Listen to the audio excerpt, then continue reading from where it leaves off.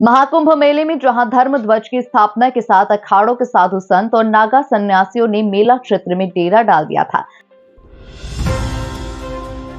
वहीं बसंत पंचमी के अमृत स्नान पर्व के बाद अखाड़ों ने नागा सन्यासी महामंडलेश्वर और जगत गुरु गंगा मैया को प्रणाम कर कुंभ नगरी से विदाई लेने की शुरुआत कर दी है। अब महाकुंभ क्षेत्र को छोड़कर साधु सन्यासी काशी और अपने मठ मंदिरों को वापस जाने लगे हैं।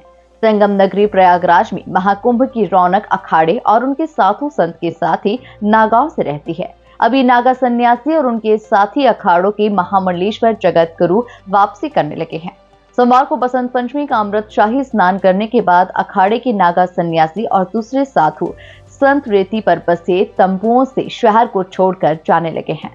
अखाड़ों के अंदर और बाहर शिविर लगाकर रहने वाले कई नागा सन्यासी अपना झोला झंडा लेकर शिविर खाली छोड़कर अपनी अगली मंजिल की तरफ जा चुके हैं। महाकुंभ में पहला अमृत स्नान मकर संक्रांति के दिन था, जबकि दूसरा अमृत स्नान 29 जनवरी को मौनी अमावस्या का अमृत स्नान था। इसी तरह से सोमवार को बसंत पंचमी का अमृत स्नान था, जो कुंभ का आखिरी स्नान पर्व था। और इसी अमृत स्नान को करने के बाद अखाड़ों का कुंभ स्नान पूरा मानकर वापस भी जाने लगे हैं। इसी कड़ी में जूना अखाड़े की जगत गुरु भुवनेश्वरी नंदगिरी जी महाराज ने अपना शिविर खाली करने के लिए सामान समेट लिया है और मंगलवार को ही मेला क्षेत्र छोड़कर कामाख्या मंदिर असम के लिए रवाना हो जाएंगी।